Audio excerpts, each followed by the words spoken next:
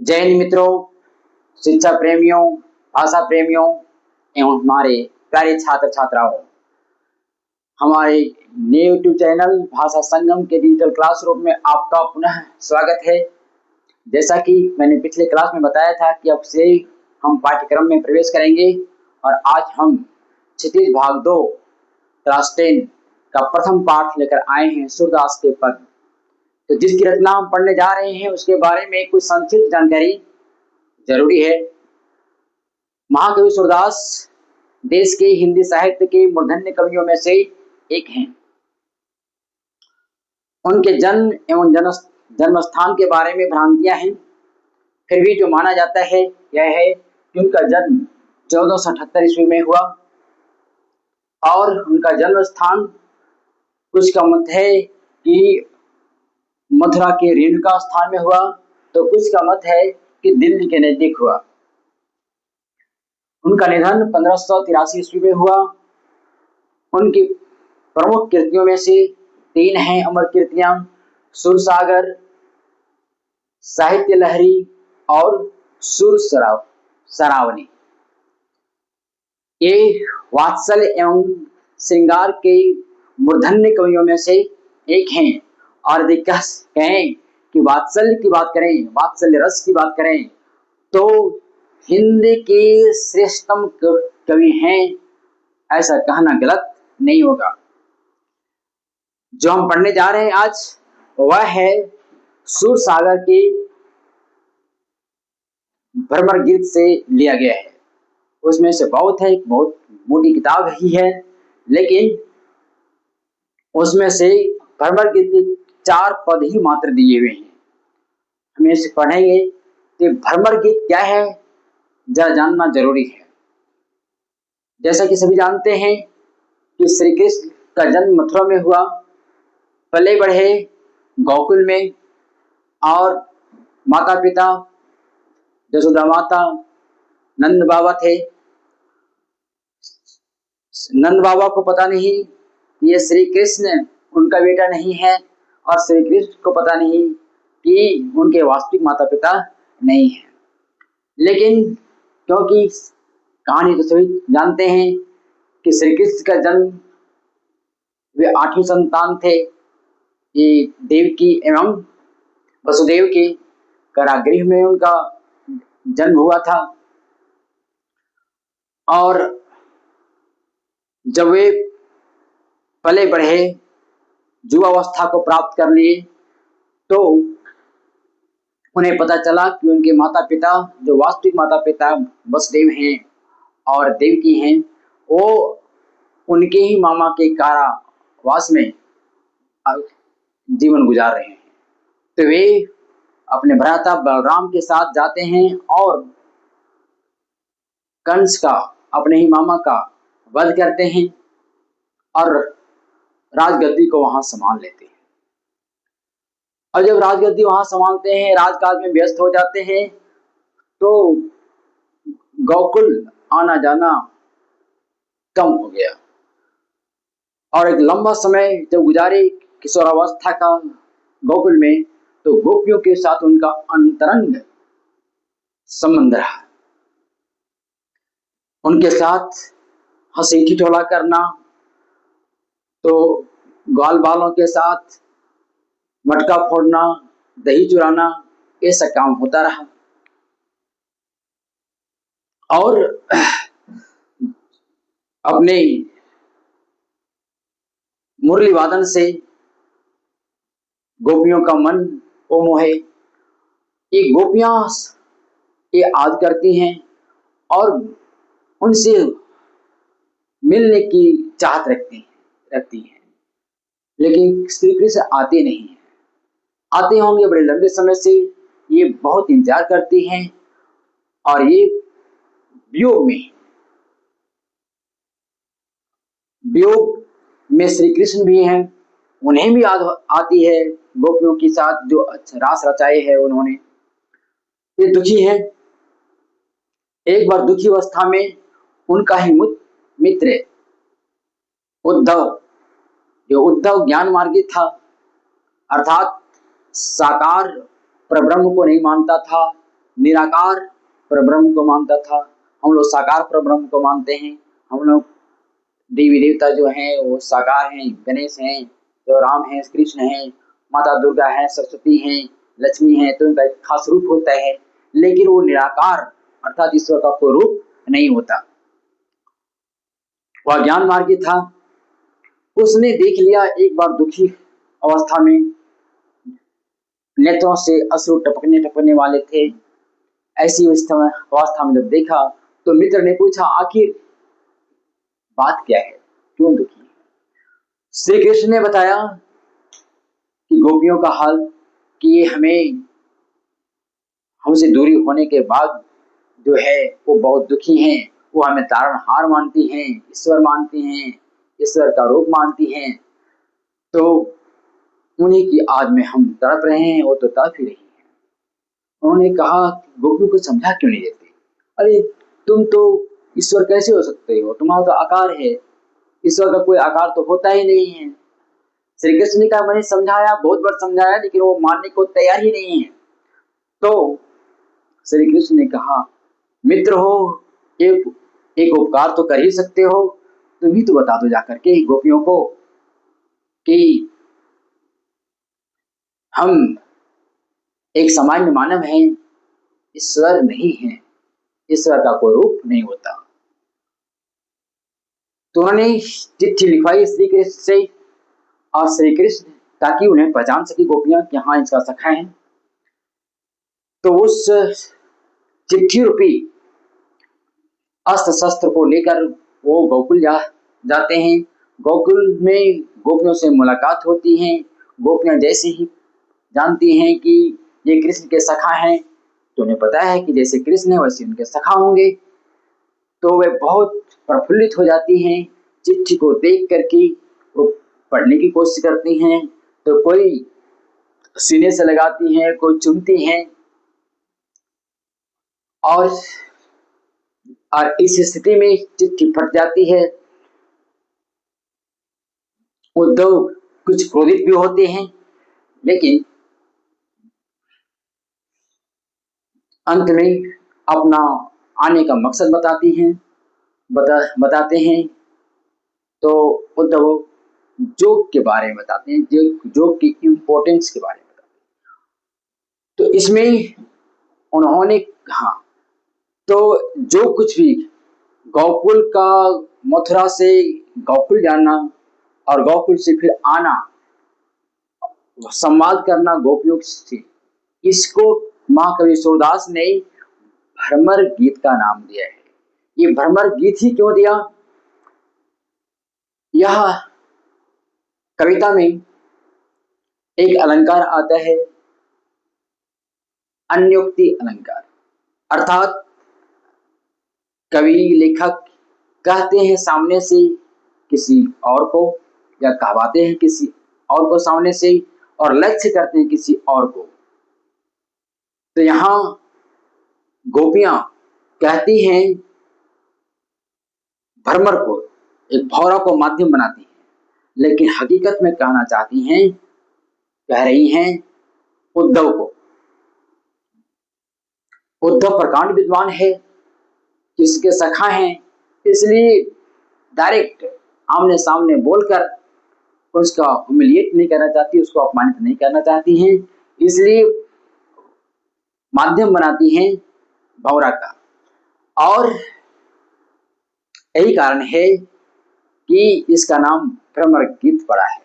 तो ये भ्रमर गीत के 4 पद हैं। पहला पद है,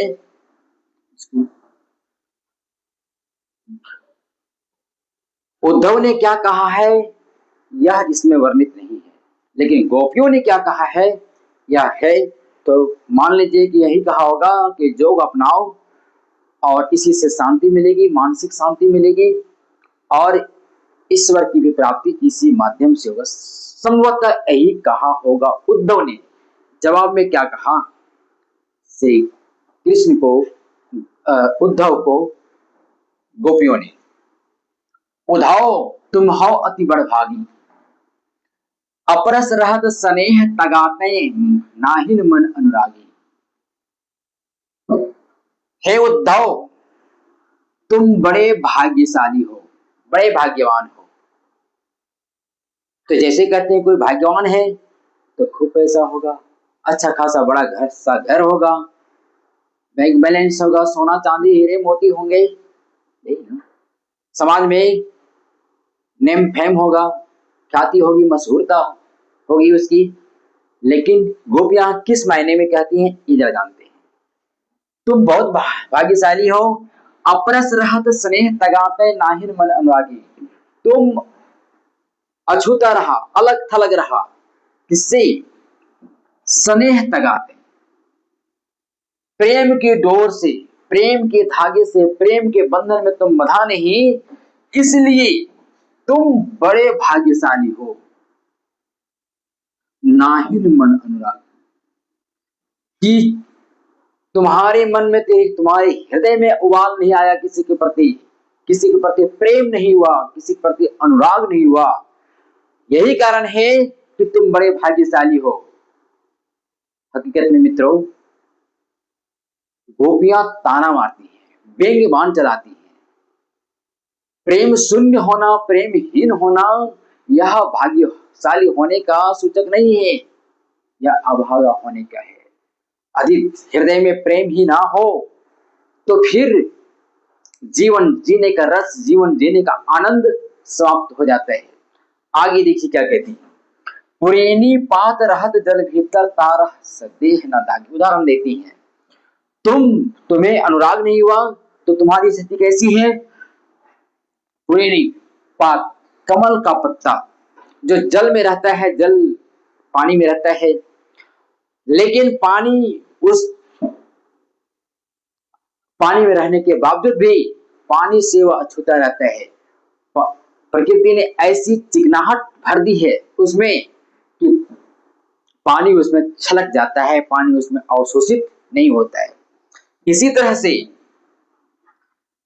से तुम श्री कृष्ण के सानिध्य में रही, उसके सखा हो, लेकिन श्री कृष्ण का प्रेम तुम ग्रहण नहीं कर पाया, इसलिए तुम भाग्यशाली नहीं हो, बड़े ही अभागे हो। श्री कृष्ण का प्रेम करने के लिए लोग, प्रेम पाने के लिए लोग क्या न क्या करते हैं, योग युक्ति तपस्या सब कुछ करते हैं, लेकिन तुम्हें मिल रहा है, फिर भी तुम अभागे ठहरे कि तुमने प्रेम का अक्षर नहीं सीखा उससे। ज्यों जल माह तेल की गागरी, बूंद न ताको लागी। एक दूसरा उदाहरण, तेल का पात्र, तेल का मटका। जमाने पीछे जाइए, जब अधिकांश रखने, खाना बनाने का काम, खाद्य पदार्थों को रखने का सामान जो होता था, मिट्टी के बर्तन हुआ करते थे। उस समय दूध, दही, घी वगैरह मिट्टी के बर्तन में, कलश में रखा कर जाता था। तो यहाँ जो घी रखा जाता है, तो आप एक मिट्टी का बर्तन लीजिए, पानी मारिए, कुछ पानी का अधिक बहुत सा भाग अवशोषित हो जाएगा, लेकिन जो तेल का पात्र होगा, घी का पात्र होगा, वह घी का अंश उसके अंदर, उसके परत में चला जाता है और ऑयल कोटेड हो जाता है, और उसमें पानी का छींटा मारने के बाद वह छलक जाता है, वह पानी उसमें अवशोषित नहीं होता है। गोपियां कहना चाहती हैं कि तुम उसी कलश के समान हो, उसी गगरी के समान हो जो जिसमें तेल रखा जाता है। तेल में जिस तरह से पानी के छींटे उसमें अवशोषित नहीं होते हैं, उसी तरह श्री कृष्ण ने प्रेम रूपी छींटे मारा अवश्य, लेकिन छींटे मारने के बावजूद भी तुम्हारे पर कोई प्रभाव नहीं पड़ा। एक और, प्रीति नदी मैं पाऊं न बोरियो, दृष्टि न रूप परागी। अब देखिए, ये मैं, यहां मैं आई नहीं है, मैं ब्रज भाषा में है, मैं है। तो प्रीत नदी में, प्रेम रूपी नदी में तुम बोर नहीं पाया, पांव को डुबाया नहीं। पांव डुबाना तो दूर की बात है, तुमने तो दृष्टि तक नहीं डाली, नजर तक भी नहीं डाली। कहने मतलब है, श्री कृष्ण प्रेम रूपी नदी है, जो उसमें डूब जाता है वो निहाल हो जाता है। लेकिन तुम अभागे ठहरे कि श्री कृष्ण के सानिध्य में रहने के साथ ही उसके साथ अंतरंग सखा बनने के बावजूद भी प्रेम का गुण तुमने हासिल नहीं कर पाया। इस दृष्टिकोण से तुम बड़े ही अभागे हो। तो गोपियां व्यंग्यवान कहती है कि तुम बड़े भाग्यशाली हो, लेकिन उन अपनी स्थिति क्या बताती हो, क्या कहती हैं? सूरदास अबला हम भोरी गुर चाटी जो पागे। गोपियां कहती हैं लेकिन हम बड़े अभागी हैं। क्यों? हम भोली भाली हैं, अबला हैं, और हमारी स्थिति चींटी के समान है। जिस तरह से चींटी मीठा चीज को, मीठा वस्तु को जैसे नजर होती है वो वहां उसका रसास्वादन करने के लिए चली ही जाती है। तो यहाँ पाग है। अब ये चीनी का पाग, गुड़ का पाग, तो जमाना श्री कृष्ण का है, चीनी तो होती नहीं होगी, तो गुड़ का पाग है, गीला गुड़ कहिए। तो गीले गुड़ में चींटी जाती है उसका रसास्वादन करने के लिए, और वो चिपचिपा होता है और उसी में चिपक करके वह अपनी इह लीला को समाप्त कर देती है। लेकिन फिर भी उसके रस से दूर, गुड़ के पाग के स्वाद से अपने आप को दूरी बना करके नहीं रख पाती हैं। गोपियां कहती हैं कि उनकी स्थिति ठीक चींटियों के समान है, अर्थात श्री कृष्ण मीठे गुड़ हैं, पाग हैं, गुड़ के पाग हैं, और वे अर्थात गोपियां चींटी हैं। जिस तरह से चींटी दूर नहीं रह सकती पाग से, उस तरह से वो गोपियां भी श्री कृष्ण से दूर नहीं रह सकती। तो इस तरह से क्या कहती हैं कि हे उद्धव, तुम बड़े ही अभागे हो, अपने आप को बड़े भाग्यशाली समझ रहे हो कि प्रेम तुम्हें नहीं हुआ। लेकिन जीवन जीने का अर्थ तभी है जब आदमी को प्रेम होता है, देश से प्रेम होता है, पशुओं से प्रेम होता है, अपने माता पिता भाई से प्रेम होता है। यदि प्रेम शब्द को हटा दिया जाए तो आपके माता पिता को कोई कुवचन बोल देता हो, दुर्व्यवहार कर देता हो तो कोई फर्क नहीं पड़ेगा। अपनी मातृभूमि को कोई कुछ बोल देता हो तो भी कुछ प्रभाव नहीं पड़ेगा। यदि देश से प्रेम होता है तभी हम मर मिटने के लिए तैयार होते हैं। हमारे भाई बहन को कोई कुछ मारता पीटता हो तो तुरंत हम उसको बचाव के लिए चले जाते हैं। क्यों? कि हमें उससे प्रेम है। प्रेम नहीं तो जिंदगी सार शून्य है, निरर्थक है। गोपियां कहना ये चाहती हैं।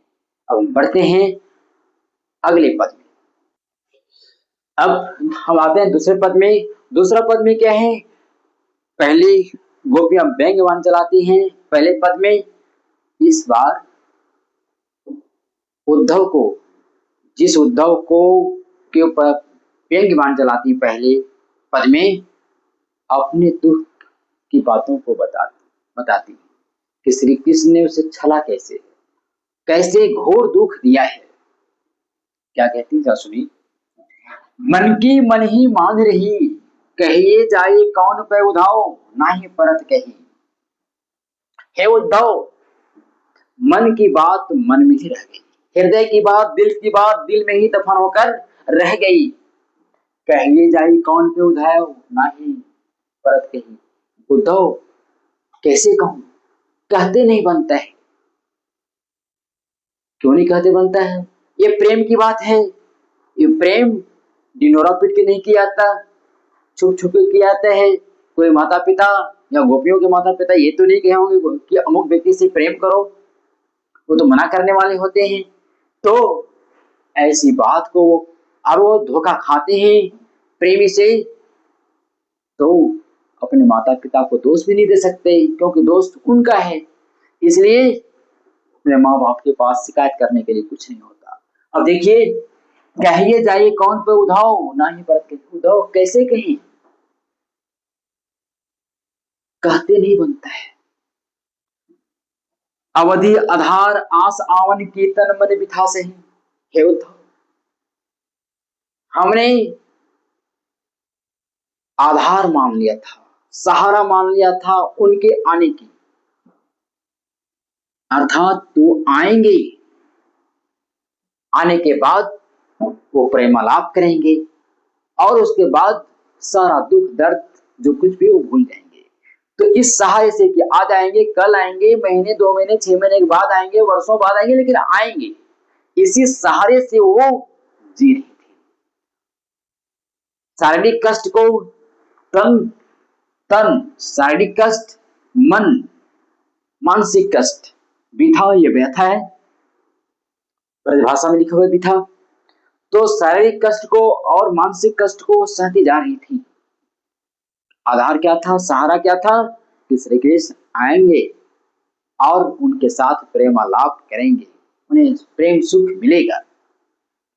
लेकिन स्थिति क्या है, अब इन जोग संदेश ने सुनी सुनी बिरहनी बिरह नहीं, लेकिन श्री कृष्ण एक तो आए नहीं, दूसरे में वे उद्धव के माध्यम से जोग संदेश भिजवा दिए। जोग संदेश भिजवाने का मतलब यह नहीं है कि उन्हें ज्ञानी बनाना है, बल्कि यह है कि श्री कृष्ण से दूरी बनाना है।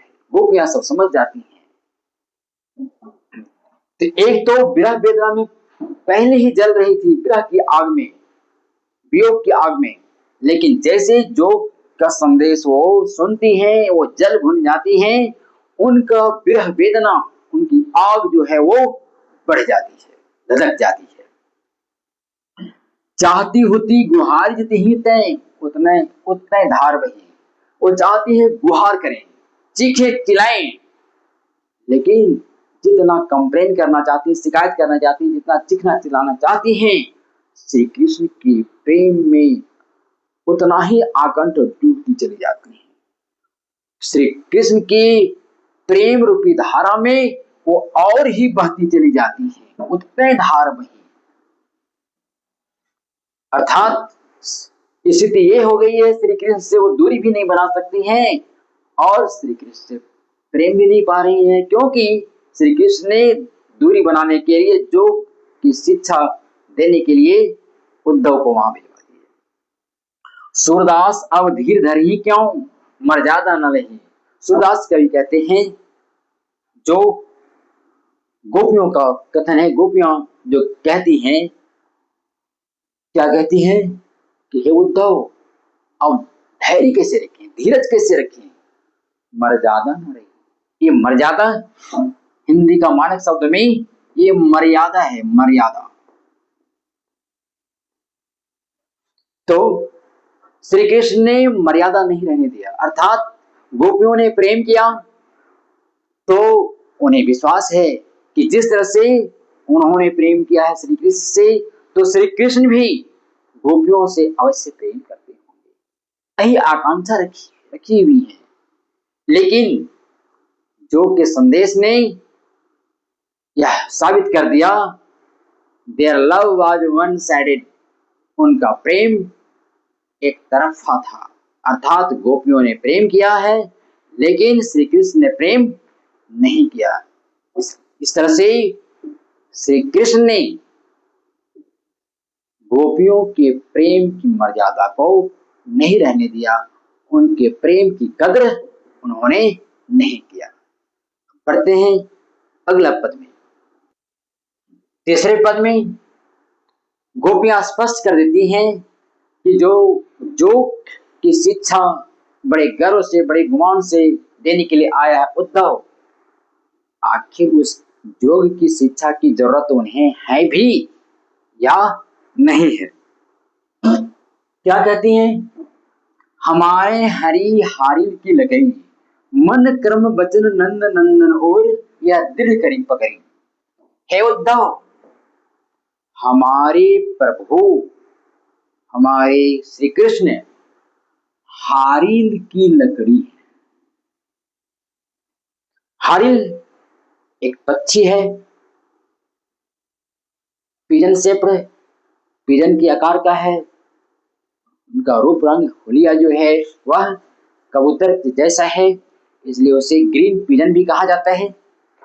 तो उनकी एक खासियत है हरित पक्षी की कि वह अपने जहां भी वह जमीन पर पैर नहीं रखता, इसलिए अपने पंजे में वह लकड़ी लेके उड़ता है जहां भी जाता है, और वही उसका अवलंब है, वही उसका सहारा है।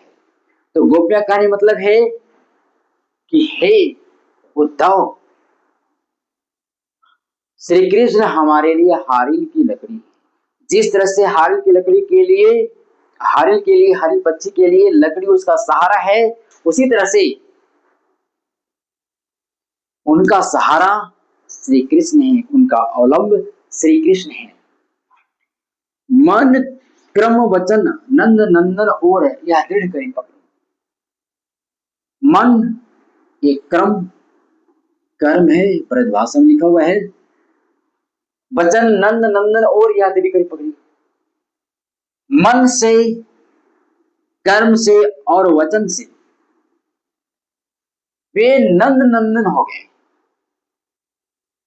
श्याममय हो गए हैं, कृष्णमय हो गए हैं, अर्थात कृष्ण की भक्ति में, कृष्ण के प्रेम में वो डूब गए हैं।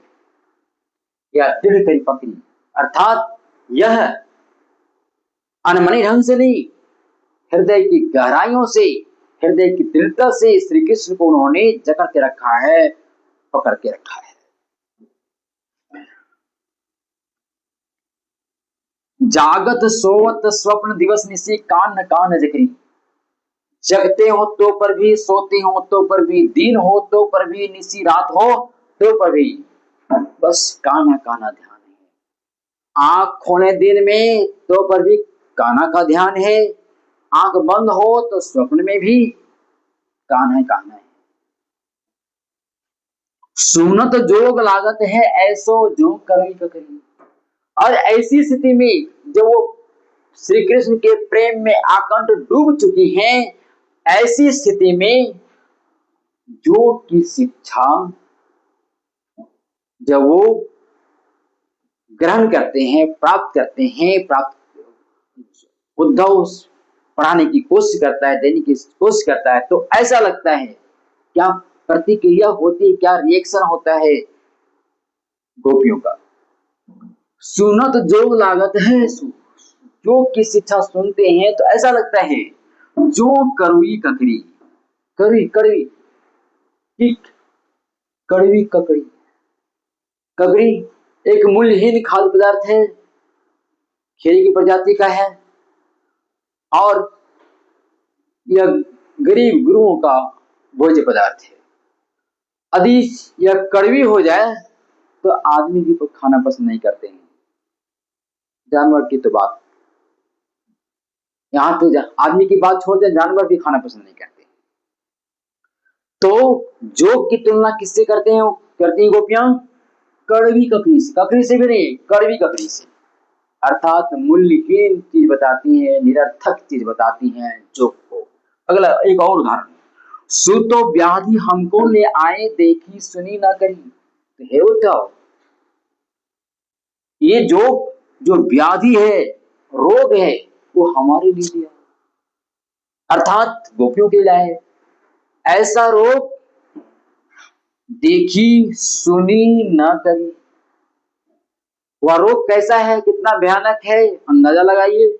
ऐसे रोग को उन्होंने कभी देखा है नहीं, न कभी सुना है, और न ही तो कभी भोगा है, न उससे सामना हुआ है। तो ऐसे भयानक रोग को तुम हमारे पास ले आए। यह तो सूर तिन्हीं ने सौंपो जिनके मन चक्री। सूरदास कहते हैं, जो गोपियां कहती हैं, क्या कहती हैं? तिन्हीं ने सौंपो, ये जोग की शिक्षा उन्हें ही जाके सौंप दो। इनको, जिनके मन चक्री, जिनका मन चक्कर काटते रहता है, अर्थात किसी एक देवी या एक देवता पर स्थिर नहीं रहता है, वह जिसका दिमाग हमेशा चंचल रहता है, किसी एक देवी या देवता पर कंसंट्रेट उसका दिमाग रहता ही नहीं है, तो उनके दिमाग को एकाग्रचित किया जाए, ऐसे लोगों को जो की शिक्षा देने की जरूरत है उसको जाके दे दो। अर्थात गोपियों को जो की शिक्षा देने की जरूरत नहीं है, क्योंकि पहले से ही वो श्याममय हो चुकी हैं, कृष्णमय हो चुकी हैं, श्री कृष्ण के प्रेम में आकंठ वो डूब चुकी हैं। उनके लिए कृष्ण ही सब कुछ है, इसलिए उनको योग की शिक्षा की जरूरत नहीं है। लेकिन योग की शिक्षा की जरूरत किसी को नहीं, सोबत नहीं है। जिस व्यक्ति का मन चंचल है, किसी एक देवी देवता पर दिमाग टिका हुआ नहीं है, समर्पित नहीं है, उसको योग की शिक्षा देने की जरूरत है, लेकिन गोपियों को नहीं। अब हम बढ़ते हैं चौथे और अंतिम पद में। चौथे पद में गोपियों ने श्री कृष्ण के ऊपर ही व्यंग्यबाण चला दिया। उद्धव पर चलाया ही व्यंग्यबाण, ताना कसा ही, लेकिन श्री कृष्ण को भी उन्होंने नहीं छोड़ा। क्या कहा? हरि है राजनीति पर है, समझी बात कहत मधुकर के समाचार सो पाए। हरि ईश्वर श्री कृष्ण अब राजनीति पर है, अर्थात गोकुल में सीधे साधे थे, भोले भाले थे। अब वो मथुरा गए और जैसे सिंहासन पर बैठे, सिंहासन का मध्य पद का जो मद है, गर्व है, घमंड है, वो आ गया।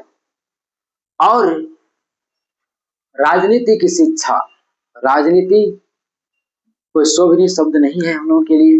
राजनीति जैसे कहते हैं वैसे ही छल, प्रपंच, धोखाधड़ी, ये सब बातें आ जाती हैं। तो ऐसी ही राजनीति पढ़ करके आ गए हैं कौन? श्री कृष्ण। समझी बात कहत मधुकर के समाचार से मधुकर ने जो कुछ भी कहा, बात समझ में आ गई। मधुकर कौन है? मधुकर मतलब भौरा, और भौरा यहाँ कौन है? अनुयुक्ति के माध्यम से उद्धव को कहा है। तो उद्धव ने जो कुछ भी कहा, जो भी समाचार लाया, वो सब कुछ भली भांति वो समझ चुके।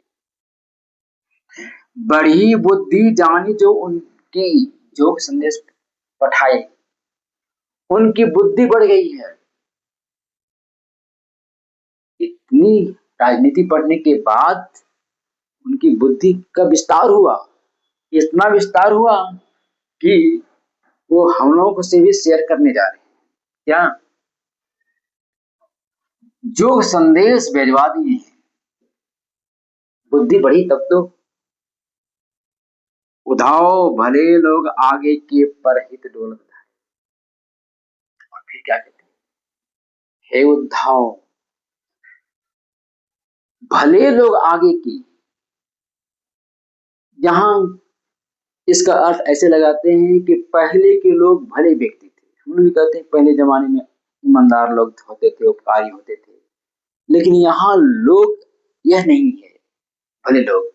यहाँ वही व्यक्ति अर्थात श्री कृष्ण जो थे वो भले व्यक्ति थे। आगे से पता चल जाता है कि श्री कृष्ण के बारे में कहा गया है, जन सामान्य के बारे में नहीं कहा गया है। उद्धव भले लोग आगे के परहित डोलत है। उद्धव, पहले वो श्री कृष्ण बड़े भले व्यक्ति थे, उपकारी व्यक्ति थे, जो परहित डोलत धाये, दूसरों के दुख दर्द में दौड़ पड़ते थे, दुखी होते थे, दुखार्थ होते थे, और दुख से त्राण कराने के लिए वो दौड़ पड़ते थे दिन रात, सुबह शाम। जानते भी हैं जब जब संकट आया गोकुल पर, तब तक वो ढाल बनकर खड़े रहे। इंद्र का प्रकोप जो हुआ, वर्षा लगातार वर्षा कराकर गोकुल नगरी को जब बहा देने की कोशिश किए, तो श्री कृष्ण गोवर्धन पर्वत को धारण करके गोकुल वासियों की रक्षा किए थे। तो बड़े ही परोपकारी व्यक्ति थे। कब?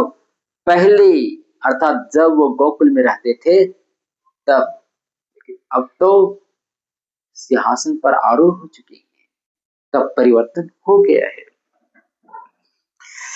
तय हाँ, अब अपना ही मन फेर पाए हैं, चलत जो हुए तिराए। आप बोलिए। पहले वही थे जो हर किसी के दिल को चुराते चलते थे, लेकिन कैसे अपना मन फेर लिए हो, इसका अर्थ इस तरह से भी है। जब गोकुल में थे तो उन्होंने हमारा दिल चुराया है और दिल चुरा करके ले गए हैं मथुरा, लेकिन अब वो प्रेमी नहीं रह गए, इसलिए हमारा दिल जो चुरा कर ले गए हैं मथुरा, वो लौटा देंगे। तो अर्थात गोपियों का मोह भंग हो गया है, श्री कृष्ण से उम्मीद टूट गई है, इसलिए कहते हैं, गोपियां कहती हैं कि अब हमारा दिल को चोरी किया है वो लौटा दे। तय क्यों अनिति करे आपुन जो और अनिति छुड़ाए, गोपियां ये भी कहती हैं, लेकिन उनको समझ में बात नहीं आ रही है, आखिर ऐसा क्यों क्यों इतना बदलाव, इतना परिवर्तन क्यों आ गया उनके अंदर। वे वे ते क्यों अनिति करें, अनिति क्यों कर रहे हैं वो तो है अनिति से छुड़ाने वाले व्यक्ति हैं। जब जब कोई जिसने जिसने अत्याचार किया, उस अत्याचार से त्राण कराने के लिए वो आगे बढ़े, आज वो अनिति क्यों कर रहे हैं। अनिति क्या की है? अनिति यही है कि गोपियों को समय पर और समय देते रहे, अब आएंगे तब आएंगे कब आएंगे सब कहते रह गए, लेकिन आए नहीं, टाल मटोल करते रहे। वहां तक तो ठीक है, जीने का सहारा बना हुआ था, लेकिन ये कह दिए भिजवा दिए उद्धव से खबर कि जो की शिक्षा अपनाओ और एक निराकार परब्रह्म की ओर ध्यान करो। तो इससे उन्हें लगता है कि एक तो दुखी मन था, दुखी मन को उन्होंने शांत नहीं किया। आगे देखिए, राजधर्म तो है सूर जो प्रजा न जाए सताए। गोपियां कहती हैं अब तो राजा बन गए, लेकिन राजधर्म का क्या वो निर्वाह कर रहे हैं? तो गोपियां कहती हैं राजधर्म का निर्वाह वो नहीं कर रहे।